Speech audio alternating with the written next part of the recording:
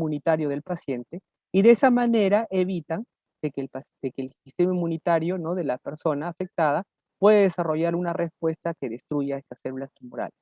O sea, es decir, todo paciente con cáncer cerebral es un paciente en sí inmunosuprimido, producido por la misma enfermedad. Entonces, lo que busca el tumor lo que hace es desarrollar diferentes mecanismos para evadir esa respuesta inmunitaria. El tratamiento actual, si bien es cierto, prolonga la sobrevida por unos meses, ¿no? Produce al mismo tiempo daño cognitivo y también daño neurosensorial. O sea, los pacientes por el mismo tratamiento pueden tener problemas de memoria, problemas de razonamiento, de pensamiento, etcétera, y sin contar pues problemas también de lenguaje, problemas motores, etcétera. Entonces, entonces urge, por lo tanto, ¿no?, desarrollar tratamientos que sean específicos para las células tumorales malignas, pero al mismo tiempo que no dañen a las células neuronales normales. Entonces,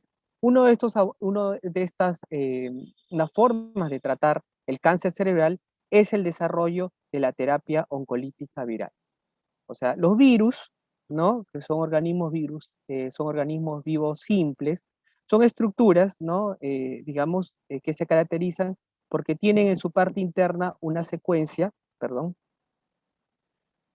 tiene una secuencia, su secuencia genética, DNA o RNA en el interior, rodeado por una cápsula de proteínas, ¿no?, que sirve para proteger el material genético de este virus, ¿no? Y como todo virus, ¿no?, todos los virus en general lo que hacen es invaden la célula, toman por asalto la maquinaria molecular de la célula, ¿no? ¿Para qué? Para producir sus propios material proteico, su propio material genético, se ensambla este virus dentro de la célula y cuando hay una gran cantidad de estos virus, finalmente el virus destruye a la célula y es liberado. Entonces todos los virus se comportan de la misma manera.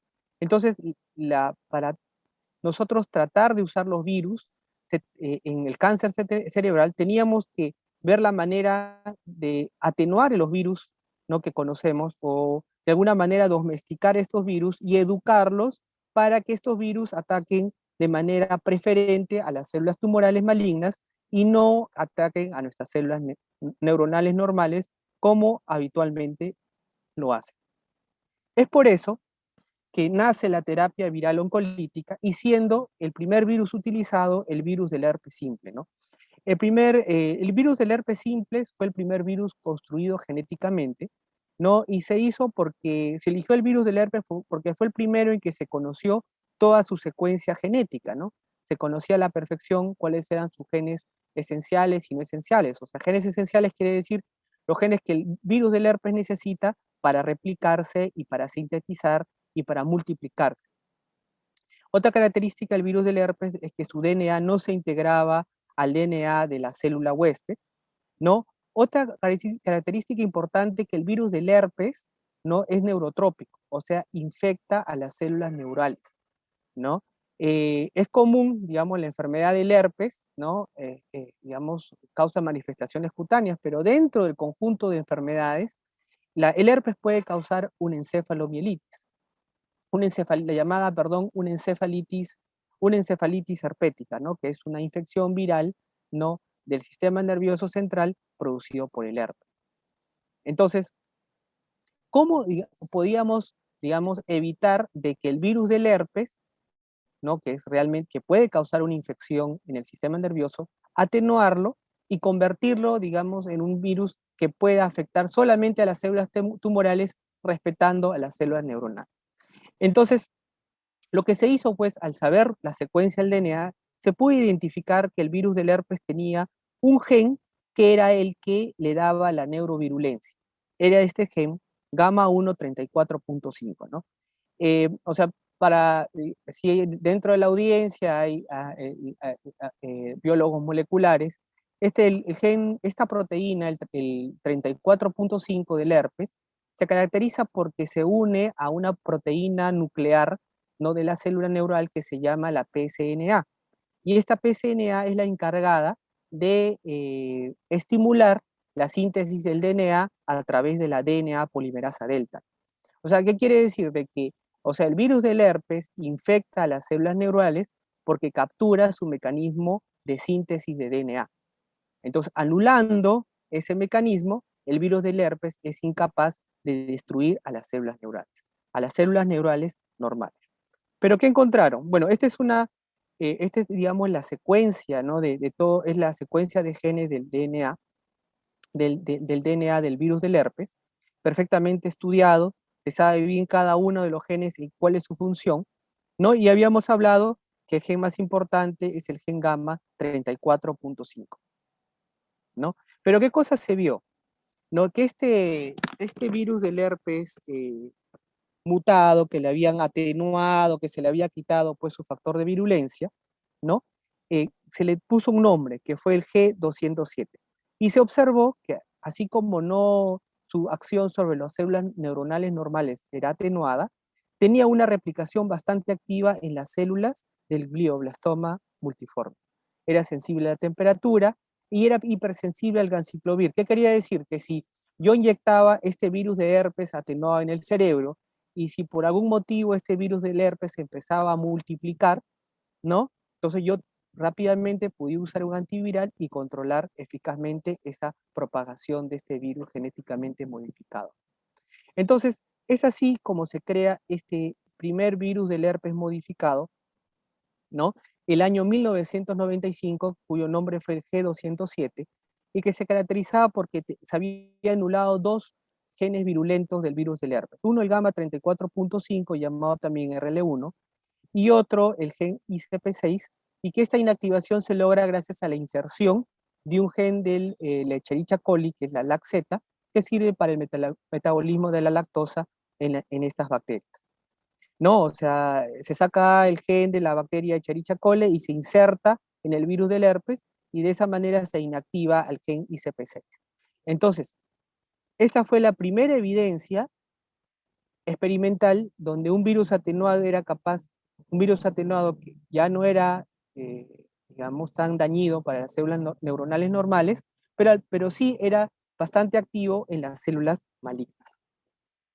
Entonces, el G207 fue el primer virus del herpes manipulado genéticamente que fue usado en un ensayo clínico en humanos en los Estados Unidos. Entonces, yo he sacado este artículo porque lo considero un artículo histórico, digamos así, en el desarrollo del tratamiento vírico contra el cáncer cerebral. Este artículo, publicado en el Gene Therapy en el año 2000, se utilizó pacientes con glioma de alto grado confirmado, o sea, pacientes que tenían glioblastoma multiforme o astrocitoma anaplástico, ambos gliomas de alto grado, que habían recurrido a la enfermedad a pesar del tratamiento quirúrgico y la radioterapia, que tenían un estado funcional aceptable, o sea, pacientes que podían caminar, podían, digamos, tener un estilo de un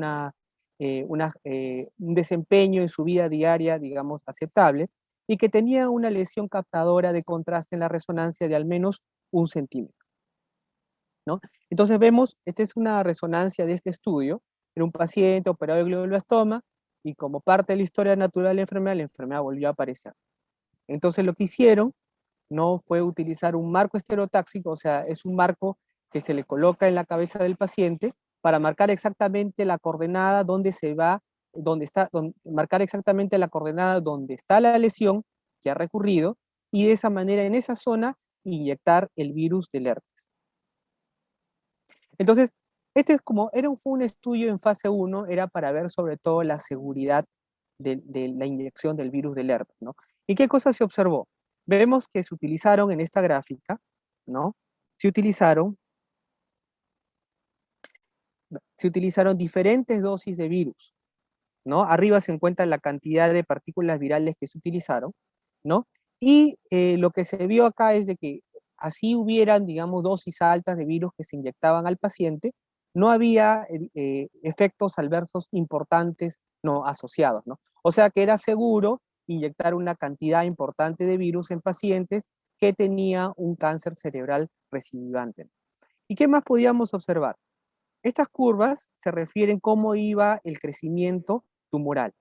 Algunos, tras la inyección del virus, el tumor seguía creciendo, En cambio otros, el tumor se mantenía estable y como no está mi cursor, en algunos el tumor empezaba a disminuir de tamaño. Esta diferencia la vamos a explicar más adelante. O sea, se vio que en un grupo de pacientes la inyección del virus del herpes, ¿no?, atenuado, disminuía el volumen tumoral. Este es un ejemplo de ese estudio, ¿no?, donde podemos ver en el lado izquierdo la enfermedad, la recurrencia de la enfermedad, ¿no? Y cómo tras la inyección del virus del herpes vemos la disminución progresiva de la lesión. O sea, había un grupo de pacientes, no todos, pero hay un grupo de pacientes que tras la inyección del virus del herpes había una disminución del volumen tumoral. Entonces, el virus G207 fue el primer virus usado, primer virus del herpes genéticamente usado en seres humanos. Al mismo tiempo, surgió otro virus del herpes modificado, que es el virus del herpes 1716. ¿No? Este virus del herpes también eliminaba ambas copias del gen 34.5, por lo tanto, el virus del herpes era incapaz de apoderarse de la maquinaria de síntesis de DNA de las células neuronales, pero sin embargo era capaz de replicarse activamente en las células que estaban con división activa, y las únicas que están en división activa son precisamente las células tumorales. Y este virus del herpes tampoco se replicaba en un tejido cerebral normal. Entonces, con esta primera evidencia, ¿no?, que fue el primer paso con el virus del herpes, se dio un siguiente paso a otros virus, ¿no?, creados en laboratorio, ¿no?, para el tratamiento del cáncer cerebral. Y la siguiente, digamos, generación de virus para el cáncer cerebral fue el desarrollo de este adenovirus llamado el aglatimagin besadenovec, o ADBTK, que es un adenovirus. O sea, el adenovirus es un virus muy común en los seres humanos que causa, pues, infecciones respiratorias, infecciones digestivas, ¿no? Pero que este virus era modificado genéticamente para que contenga en su interior un gen del herpes denominado la timidina quinasa. Entonces, lo que ellos hacían era, o sea, vamos a explicarlo esto más adelante en una diapositiva, pero en sí es un virus, un adenovirus modificado que tiene en su interior un gen del herpes virus, y que a estos pacientes se les aplicaba, una medicina antiherpética que es el valaciclovir. Entonces el valaciclovir in, ingresaba en la célula infectada por el adenovirus y era transformado por este gen del herpes virus, la timidina quinasa, en un valaciclovir fosforilado, el cual es un análogo nucleótido. Y al ser un análogo nucleótido, ¿no?, inhibía, digamos, la replicación del DNA e inducía la muerte celular. O sea, el virus del adenovirus infectaba la célula tumoral. Esta célula tumoral infectada por el adenovirus también tenía la timidina quinasa. El paciente recibía el valaciclovir ingresaba a la célula tumoral infectada, la timidina quinasa lo fosforilaba de valaciclovir, y de esa manera este valaciclovir se convertía en un análogo nucleótido que iba a bloquear la replicación del DNA. La célula tumoral, al no poder replicarse, moría y liberaba una serie de factores que estimulaban la respuesta inmunitaria, que hacía, por ejemplo, que maduraran las células presentadoras de antígenos y que hubiera una expansión de los linfocitos T CD8 positivos, ¿no?, que son importantes para la defensa antitumoral del organismo, ¿no? Entonces, el uso de este adenovirus dio inicio a lo que se conoce a la inmunoterapia citotóxica mediada por genes, o GMCI, ¿no?, por sus siglas en inglés. Entonces lo que se vio es, o sea, a diferencia del ensayo anterior con el herpes virus, que se esperaba que la enfermedad recurriera para inyectarle el virus, se vio que más bien la quimioterapia y la radioterapia potenciaban el efecto oncolítico de este virus ADBTB, ¿no? Y al mismo tiempo se veía que la mayor resección tumoral también aumentaba la eficacia de este virus. ¿Por qué?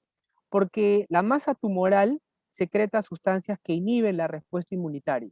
Si uno retira la masa tumoral, se van con él esos factores inhibitorios y por lo tanto el adenovirus, este ADBTK, tiene mayor probabilidad de hacer efectos sobre las células tumorales malignas.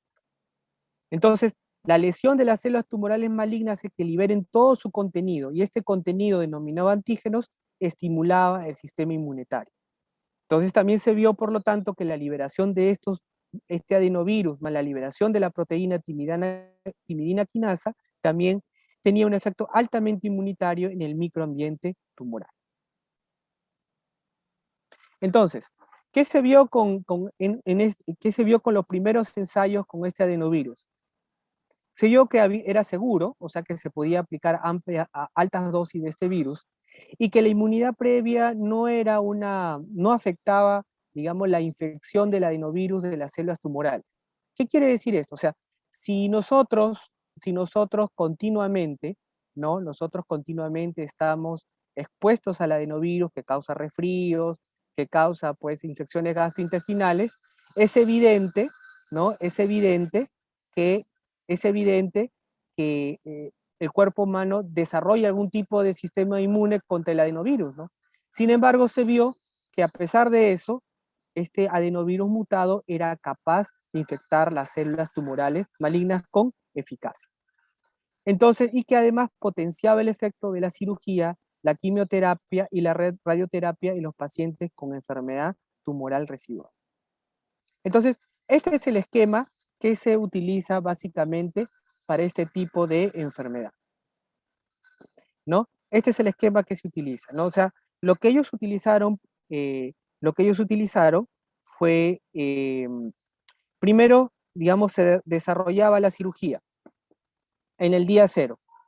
Primero se desarrolla la cirugía, ¿no? En el mismo momento de la cirugía se inyecta el adenovirus, se espera más o menos de 1 a 3 días y se inicia el valaciclovir. Sabemos que el valaciclovir es una prodroga, ¿no? Que va a llegar hasta la célula tumoral infectada por el adenovirus, va a estar en contacto con la timidina quinasa, que era parte del virus. La timidina quinasa va a convertir el valaciclovir en la forma activa, que es el valaciclovir fosforilado, que al mismo tiempo va a inhibir la síntesis del DNA. Entonces el valaciclovir se iniciaba a partir 1 o 3 días después de la cirugía, ¿no? Al 9º día de la cirugía se daba la radioterapia y, más o menos terminado el valaciclovir al día 14 se iniciaba la temozolomida, que es la radioterapia. O sea, cirugía en el día 0 junto con la inyección del virus, al tercer día el inicio del valaciclovir, al 9º día el inicio de la radioterapia y cuando se termine el valaciclovir al día 14 de valaciclovir se inicia recién la quimioterapia con temozolomida. Entonces, esto, digamos, fue el esquema que se utilizó en la fase 1B de este virus y en la fase 2, que fue un estudio multicéntrico. Entonces, explicado, digamos, en detalle, día 0, cirugía, se hacía la cirugía en la creotomía más resección del tumor, se administraba el adenovirus en jeringas de tuberculina en 10 sitios diferentes en el lecho tumoral, o sea, digamos, en la cavidad que uno deja en el cerebro después de una cirugía cerebral, en esa cavidad se inyecta en 10 sitios diferentes el adenovirus con 1 centímetro de distancia, evitando que se toque, digamos, áreas que tienen que ver con la función motora y la función del lenguaje. Más o menos a los 3 días de la inyección del virus administrar el valaciclovir por 14 días, la radioterapia 8 días después de la cirugía y la temozolomida después de que se termine de dar el valaciclovir. Entonces, más o menos, el resumen es el siguiente, ¿no? O sea, uno opera, le inyecta el virus.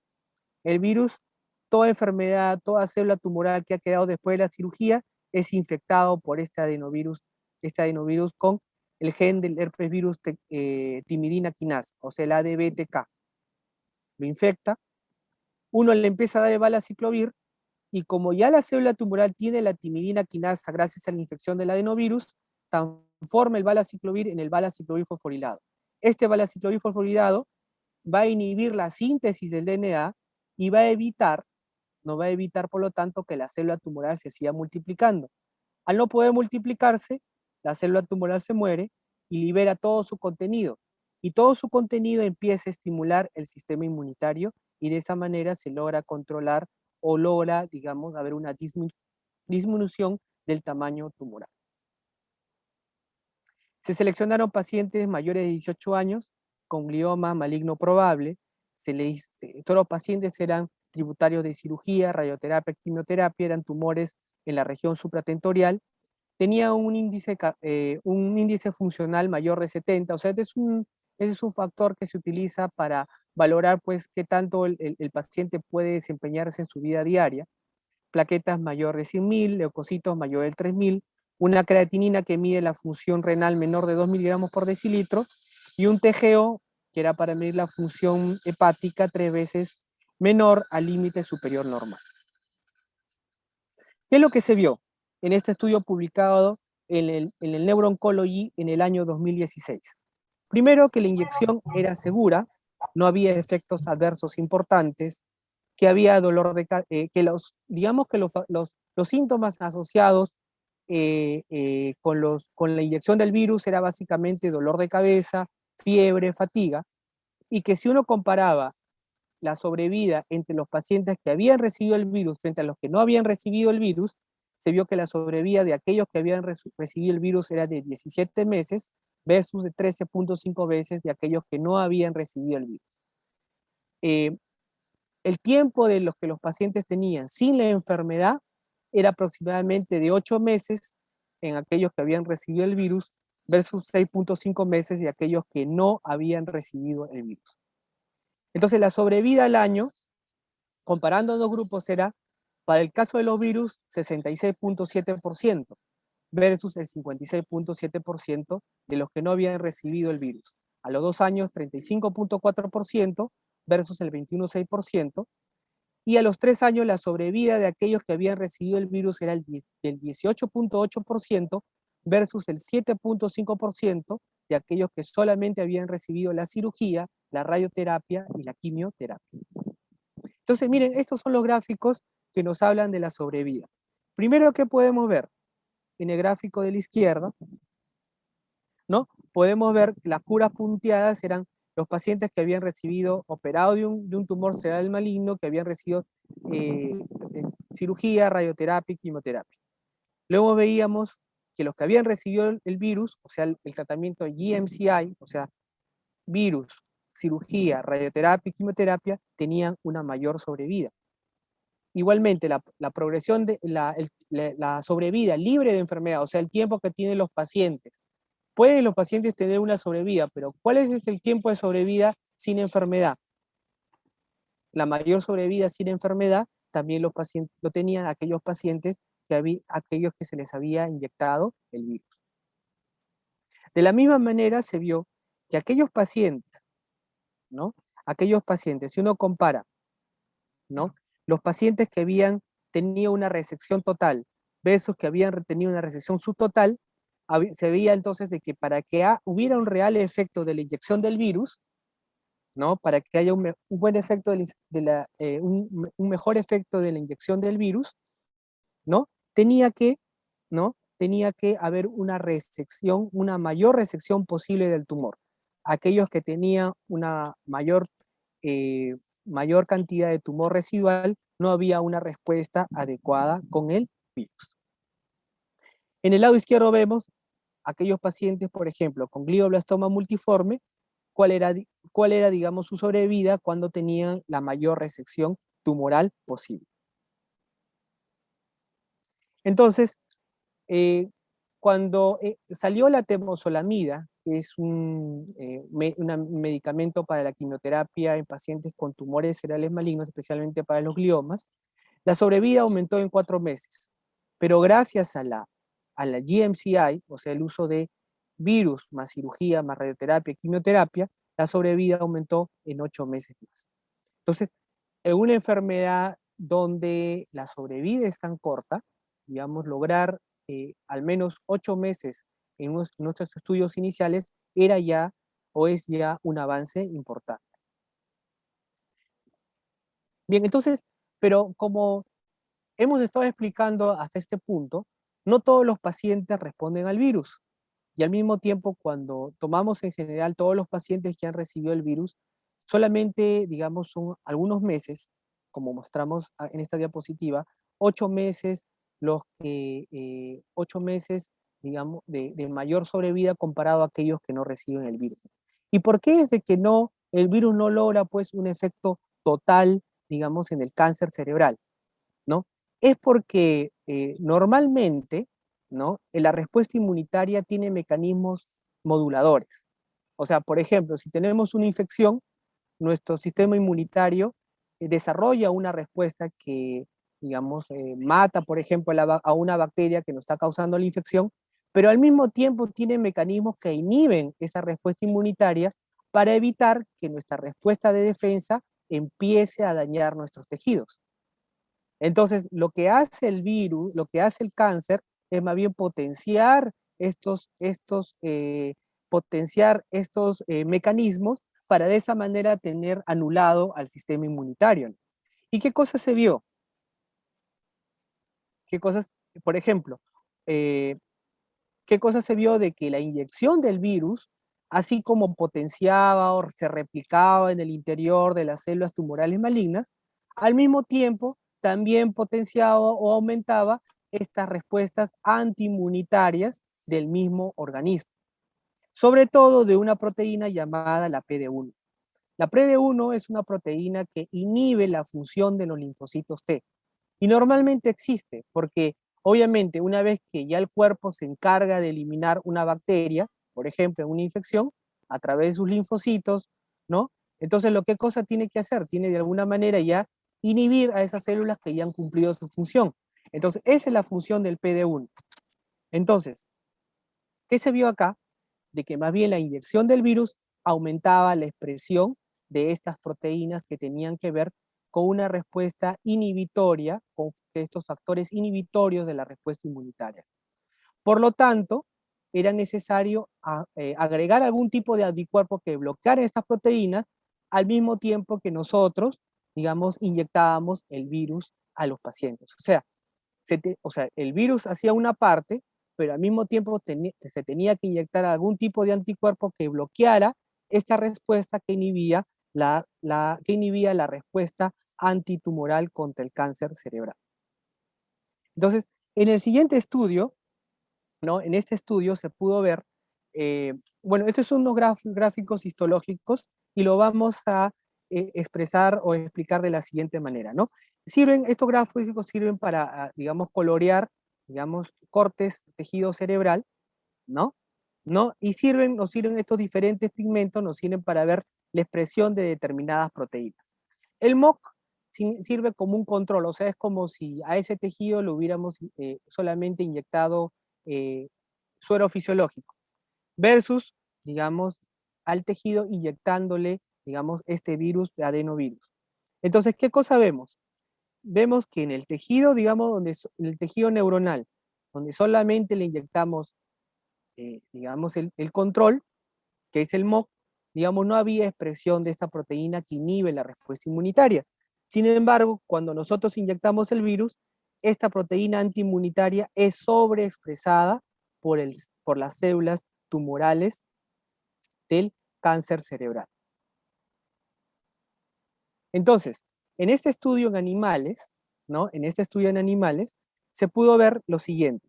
Entonces, en este estudio de animales se utilizó ratones, se inyectó ratones con células tumorales que desarrollaban cáncer cerebral, ¿no? Pero es que estas células tumorales se caracterizaban porque eliminaban una luminiscencia, o sea, como una luz, y la intensidad de esa luz nos iba a decir el tamaño, digamos, el tamaño del tumor en el interior del cerebro de los ratones. Por ejemplo, entonces si inyectábamos el tumor, ¿no? En los ratones y le dábamos solamente placebo, miren ustedes cómo se expresaba el tumor o brillaba el tumor en el cerebro de esos ratones. Si les aplicábamos solamente ya sea el anticuerpo contra la PD-1, había ciertos ratones que expresaban, digamos, el tumor. Si aplicábamos solamente la terapia viral, algunos ratones expresaban el tumor. Sin embargo, si aplicábamos ambos, digamos, ningún tumor, perdón, ningún digamos, ratón, digamos, o ningún ratón a lo largo del tiempo, digamos, podía, o sea, desarrollaba la enfermedad. O sea, se podía observar la regresión de la enfermedad en aquellos pacientes que se inyectaba el virus intracerebralmente, pero al mismo tiempo se les aplicaba este anticuerpo que bloqueaba la PD-1. Entonces, ¿qué más se vio? Que si, por ejemplo, a estos ratones, o sea, que se les había inyectado intracranealmente células tumorales, se había controlado la enfermedad, ¿no? Inyectándole el virus, inyectándole el anticuerpo PD-1, ¿no? Pero al mismo tiempo, algunas semanas, se le volvía nuevamente a inyectar con tumores cerebrales, se pudo observar, digamos, de que no volvía a crecer el tumor. ¿Qué quiere decir eso? Que este abordaje, usando tanto el GMCI, o sea, el virus, más el anticuerpo PD-1, tiene una memoria inmunológica. Esto, digamos, es la base experimental para futuros ensayos, ¿no? Utilizando ambas estrategias. Virus más anticuerpos contra el PD-1.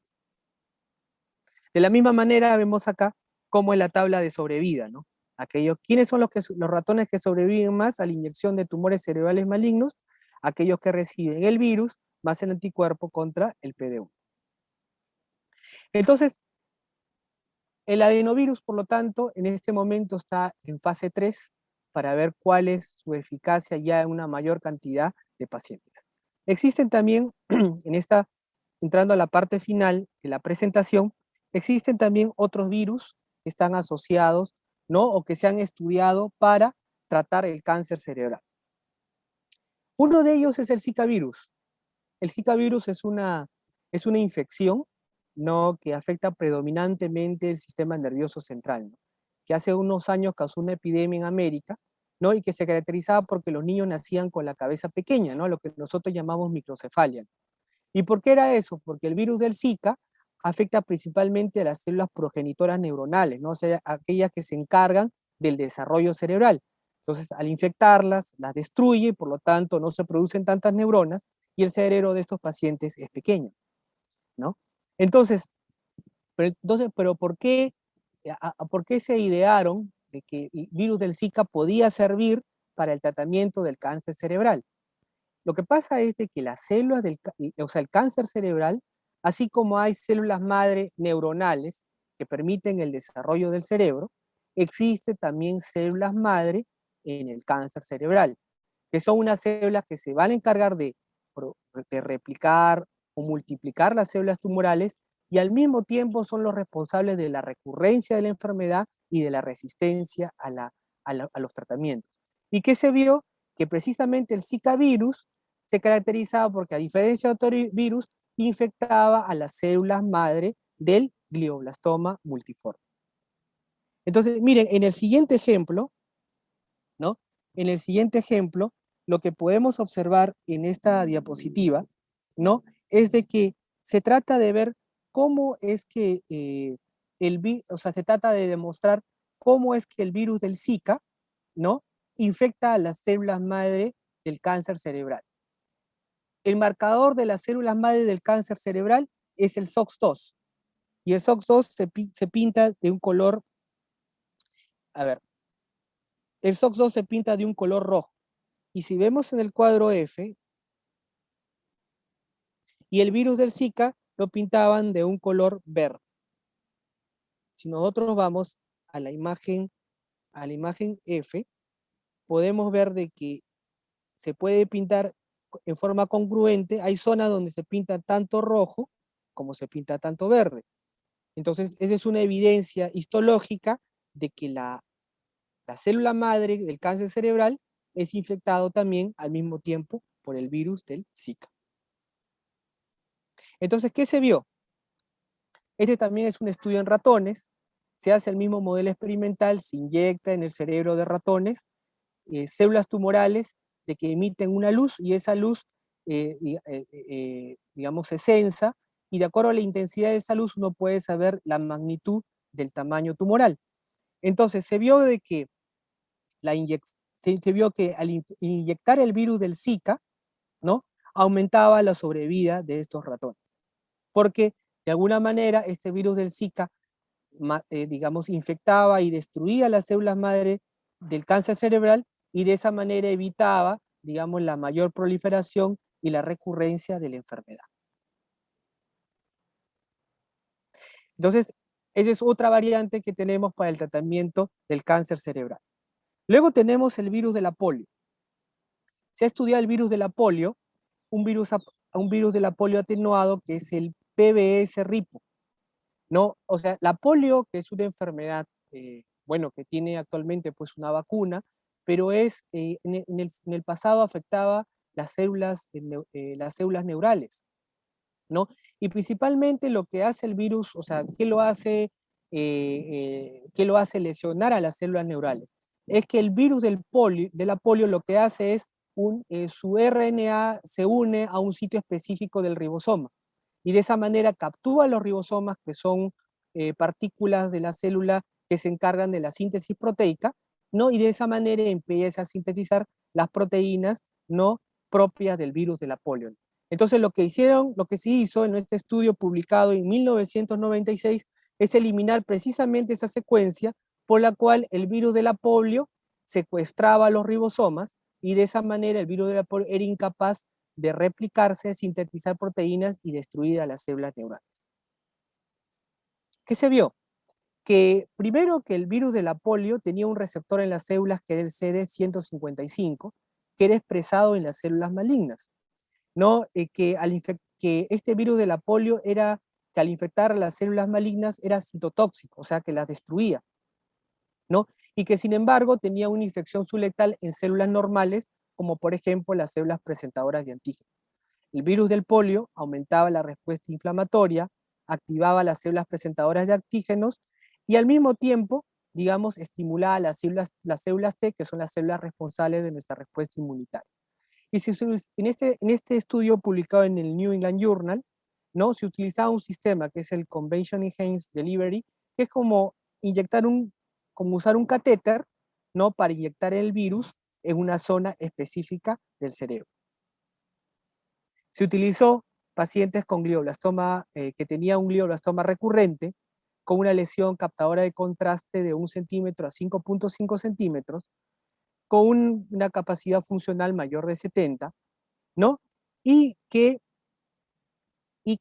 gracias a una biopsia por heterotaxia se pudo determinar que esa lesión captadora de contraste era precisamente un tumor recurrente. ¿Y qué se vio?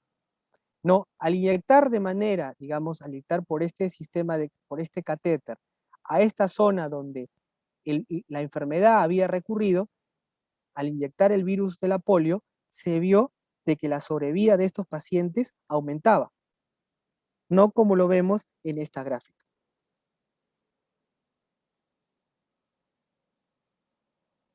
Este es un ejemplo, ¿no? Entonces tenemos un paciente operado de un glioblastoma, ¿no? En un glioblastoma frontal derecho. La enfermedad, como parte de su historia natural, vuelve a recurrir, ¿no? Se hace una biopsia para comprobar que este incremento digamos, esta imagen corresponde a una residual tumoral, ¿no? Se inyecta el virus y se ve que a lo largo de los meses empieza a haber la disminución en la captación del contraste de esa lesión. Entonces, por lo tanto, la terapia con virus en el cáncer cerebral constituye una terapia promisoria.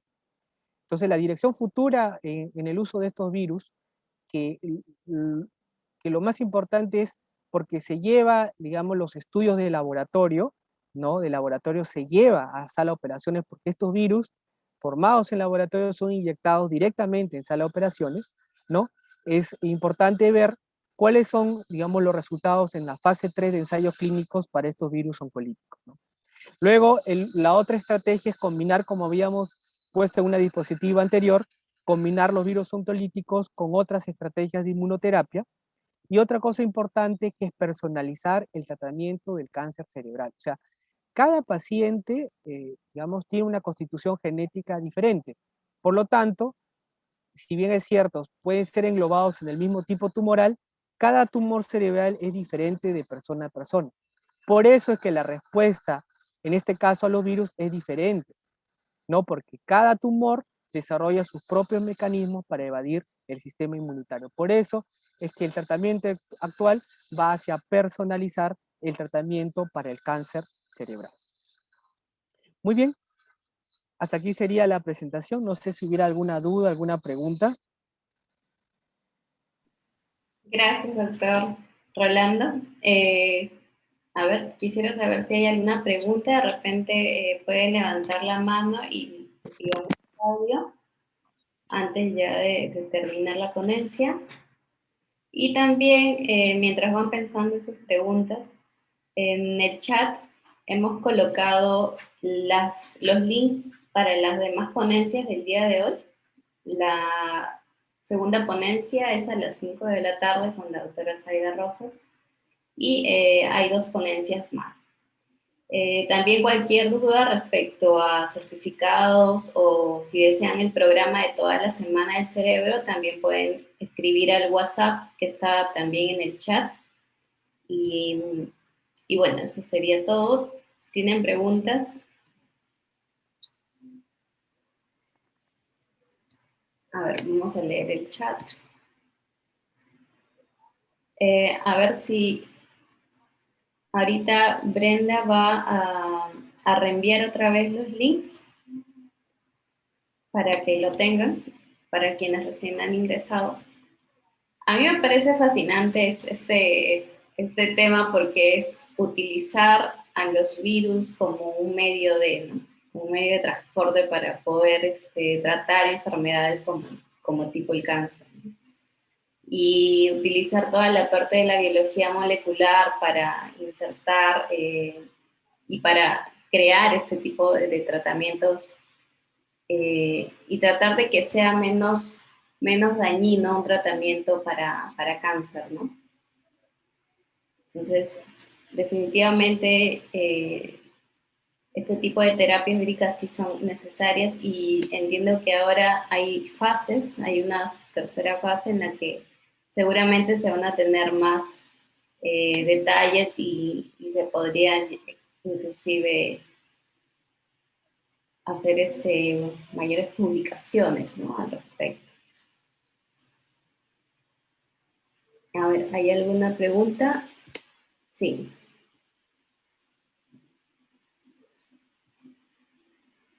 A ver, Roland, acá hay una pregunta, dicen, ¿cómo sería el caso de la hidrocefalia u otros males que podrían contar con terapia vírica?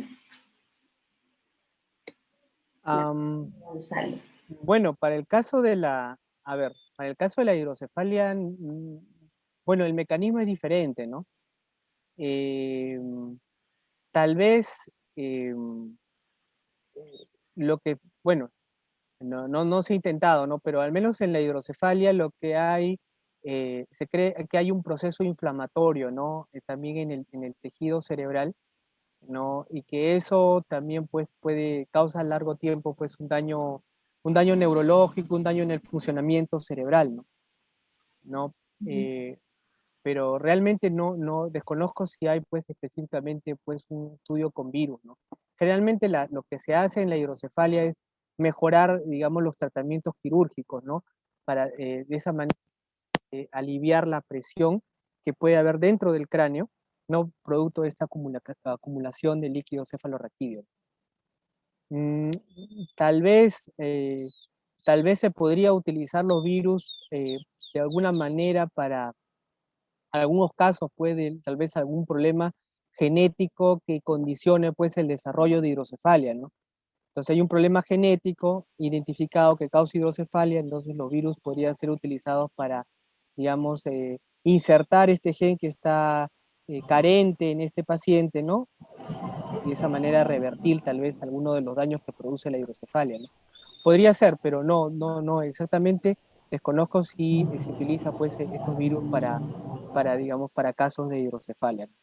A menos que sea para evitar pues un daño subsecuente, un daño neuronal subsecuente producido por la elevación de la presión del cerebro debido a la acumulación de líquido cefalorraquídeo. Ok, perfecto. Hay otra pregunta de Micaela. que dice, hay pacientes en los que sería recomendable no utilizar terapias con virus. ¿Cómo? No escuché un poquito. Hay pacientes en los que no sería recomendable utilizar este tipo de terapias con virus o se puede utilizar en todos. Sí, sí, ajá, eso es cierto, ¿no? Existen, digamos, condiciones, ¿no? Primero es que, o sea, debe tener un nivel, había un estudio, ¿no? Había presentado, me parece que es uno de los primeros que se hizo, ¿no? Que puso algunas condiciones clínicas, ¿no? Por ejemplo, pero va a depender del tipo o sea, del tipo de protocolo de que se utilice, ¿no? ¿No? Depende del tipo de protocolo que se utilice, ¿no? Por ejemplo, si vamos a utilizar los virus por ejemplo, del herpes, ¿no? Del herpes, si vamos a utilizar el virus del herpes, tenemos que tener una determinada cantidad de leucocitos leucocitos en sangre, ¿no? Los leucocitos son células que tienen que ver con nuestra defensa, entonces no pueden estar tan bajos cuando vamos a inyectar un virus a un paciente.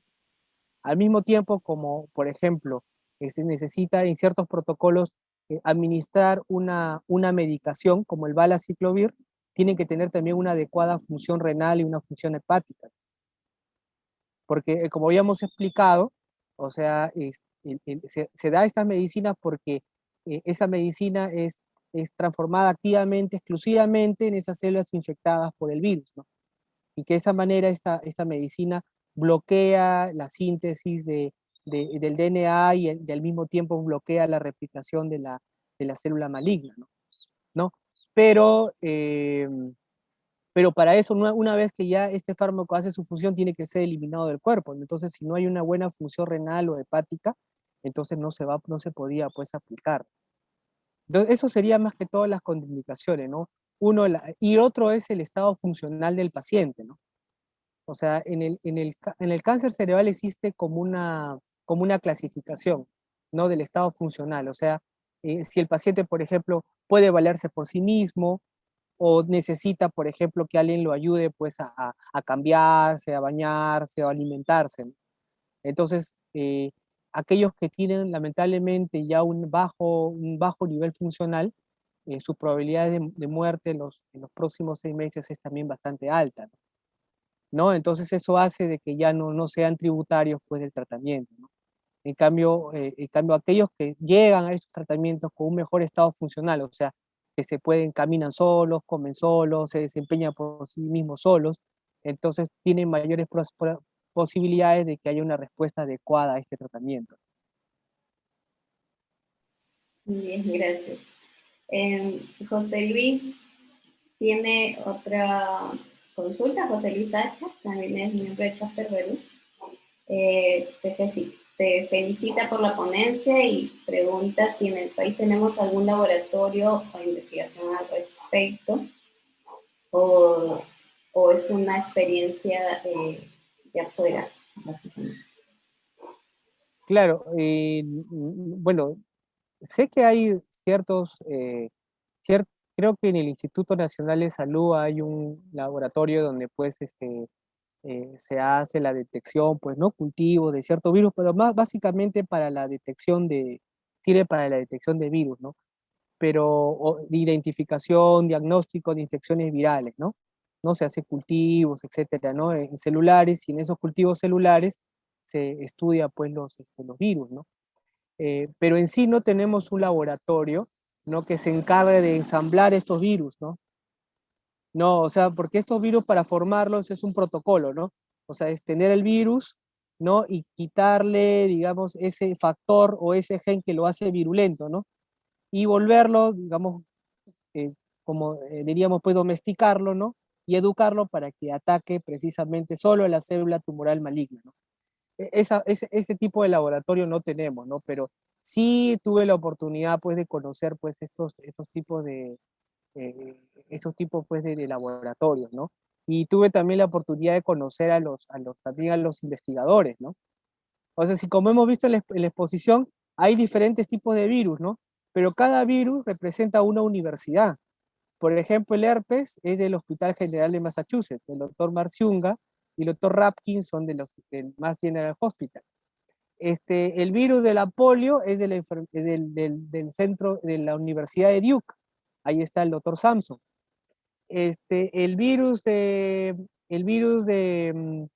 eh, el otro virus, el virus ADBTK, ¿no? El adenovirus que habíamos, el GEM, que forma parte de esta forma de tratamiento que es el GMCI, o sea, virus que potencian el sistema inmunitario, que es el adenovirus, es del otro hospital importante de Boston, que es el Brigham Hospital. Y tenemos el Zika virus, que es de la Academia de Ciencias de Beijing, ¿no? Es un virus desarrollado que es un trabajo de investigación que está sobre todo a cargo de esta universidad china, ¿no? ¿No? Entonces, al menos yo tuve tenido la oportunidad de conocer a los que son al menos los americanos, ¿no? Los tres virus americanos, ¿no? Sí, sí, que son pues el MAS, el Brigham y el de la Universidad de Duke. Bueno, pero como he mencionado, pues ahorita los estudios han quedado en fase 2, ¿no? Probablemente ya en este año esté saliendo pues la fase 3, que es lo que queremos ver, ¿no? Cómo es que viva pues la sobrevida de los pacientes. Claro. Y eso es importante, ¿no? El trabajo colaborativo para saber qué es lo que están haciendo en los demás hospitales o centros de investigación. Esperemos que en algún momento también se pueda hacer algo parecido acá en Perú. Y por último, una pregunta de Guillermo, que a ver, nos dice, en Perú, ¿qué cantidad de pacientes con cáncer existen? Con cáncer cerebral, según tu experiencia, más o menos. Sí, no es baja la cantidad, sino que el problema es de que la mayoría de nuestros pacientes no tienen acceso, digamos, a un tratamiento oncológico, ¿no? Y entonces generalmente pues se van complicando, ¿no? Producto de la progresión de la enfermedad y a veces fallecen pues, o sea, más que por el tratamiento, fallecen pues Uh-huh, porque al haber una falta de tratamiento la enfermedad progresa. uh-huh, Entonces sí, no relativamente frecuente la enfermedad. Ahora, y más que todo, si bien es cierto, hemos hablado bastante, ¿no? Estos son protocolos en adultos. Lo que yo he observado en los últimos meses es la mayor incidencia de tumores cerebrales malignos en niños, ¿no? Sobre todo las formas más agresivas de cáncer cerebral, ¿no? Que es el sarcoma. uh-huh. No, me parece que no sé si es algo que la misma epidemia del COVID, o sea, el incremento pues del estar confinado, el tema pues el estrés de estar pues no confinado, no sobre todo los niños, u otro factor, no sé, o tal vez el mismo COVID ha hecho de que haya un incremento de la frecuencia de cáncer cerebral en niños, sobre todo de las formas más agresivas, ¿no? Uh-huh. No, al menos es lo que yo he podido observar al menos en la práctica privada. Uh-huh. Eso me ha llamado la atención, ¿no? A veces, al menos yo veía pues un cáncer cerebral pues maligno, ¿no? O sarcoma pues tal vez una vez cada 2 años, ¿no? Pero yo he podido ver incluso uno cada mes, ¿no? Entonces eso ya es un incremento importante de la frecuencia, ¿no? ¿No? Claro. Entonces, como he mencionado, pues el cáncer cerebral es frecuente, es una enfermedad pues de difícil tratamiento, pero al mismo tiempo pues combina pues esfuerzos, ¿no? Uh-huh. Combina esfuerzos, ¿no? Y hace posible de que tal vez campos un poco, tal vez separados, ¿no? Como la cirugía y el trabajo de laboratorio en biología se junten, ¿no? Para un mejor tratamiento. Y es precisamente que la terapia vírica lo engloba, ¿no? Por eso es que elegí este tema para presentar, ¿no? Es interesante cómo pues de la parte laboratorial, ¿no? Uh-huh. La parte pues de un estudios experimentales, puede salir un tratamiento que va directamente para tratar a estos pacientes con cáncer cerebral. Claro. Y ¿cómo se podría prevenir en líneas generales, en lo que tú sabes, el cáncer cerebral? ¿Hay alguna forma de prevención, de repente la dieta, ejercicio en particular? Lo que yo pienso es de que, bueno, todas las personas nacemos con una predisposición, ¿no? Predisposición a tener algún tipo de enfermedad. Entonces, por ejemplo, algunos nacemos con predisposición a presión alta, diabetes, asma, ¿no? Etcétera, ¿no? Pero algunas personas nacen con predisposición a tener, pues, tumores cerebrales. Entonces, no existe actualmente un factor identificado, ¿no? Para evitar la aparición de esta enfermedad. O sea, más que todo se cree que es ya una predisposición genética que nace, con la que nacen las personas, ¿no? Pero pueden haber ciertos factores que también influyen, pero que no están, no han estado, que no están claramente definidos como factores de riesgo, ¿no? Por ejemplo, ¿no? La contaminación, ese es uno. Otro es el incremento de las ondas electromagnéticas, el uso de celulares, la aparición de estas antenas de retransmisión, ¿no? En todo lado tenemos pues estaciones de Wi-Fi y se ha visto pues de que estas ondas electromagnéticas, estamos pues en un mundo donde está lleno pues de ondas electromagnéticas, ¿no? Ahora, nuestras propias células tienen, o sea, cuando uno estudia las células tiene pues proteínas, DNA, pero si uno los estudia en sí, la proteína y el DNA son partículas cargadas. Entonces, por lo tanto, nuestras células tienen también sus campos eléctricos, campos magnéticos que están en armonía, y no, y por eso nuestras células funcionan, ¿no? Entonces, si nosotros interrumpimos esto con ondas electromagnéticas, lo que estamos haciendo es interrumpir esa normal armonía que hay y se altera la función de la célula, y de ahí, a largo plazo, puede aparecer una lesión tumoral.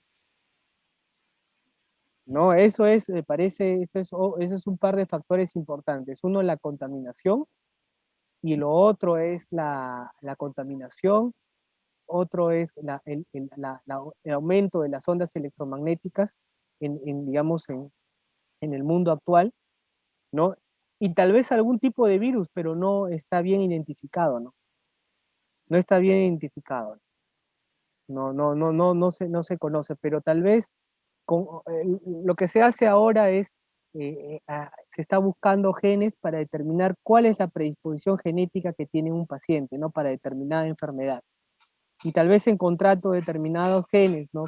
Que predisponen al paciente a tener un cáncer cerebral, se podría hacer tratamientos para evitar el desarrollo de esto. Claro. Pero eso es un poco difícil porque se ve que son varios genes los que están implicados, ¿no? Pero se está en camino. Actualmente los estudios de genética van a eso, ¿no? O sea, por ejemplo, una persona entra a laborar y se quiere saber, pues, cuál es su carga genética y qué tanto, pues, el trabajo le puede desarrollar algún tipo, pues, de enfermedad, ¿no? Claro. Y por eso también es importante, como lo comenta también José Luis en el chat, ¿no? Que la investigación es clave. Nosotros esperamos que también el país, este es un reto, ¿no? Hacer investigación en el país y tratar de vincular esa parte del laboratorio con la parte clínica y hacer investigación. De enseñar, de hacer docencia.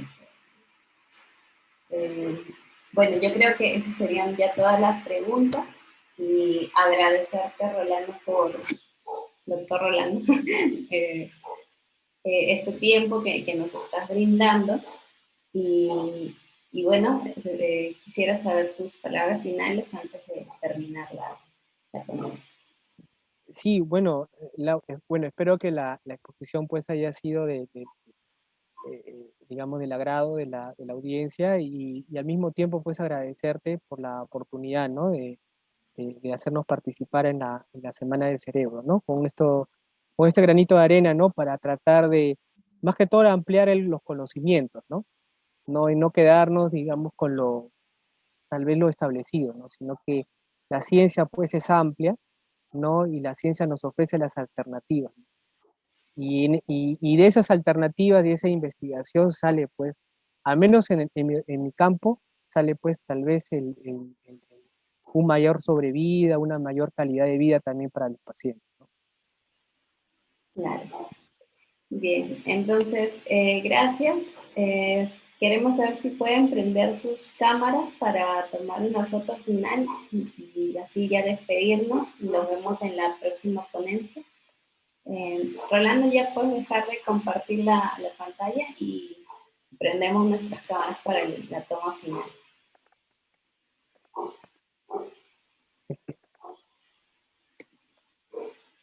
Ya está. Ahora Bien, sí. A ver, voy a prender mi cámara. Ahora parece, sí. ahora sí. Bueno, gracias. Nos vemos a las 5 en la siguiente ponencia. En el chat están todos los links para que puedan unirse. Y bueno, sí, pueden seguirnos en las redes de Chapter Perú para ver todas las ponencias de la semana. Nos vemos. Chao.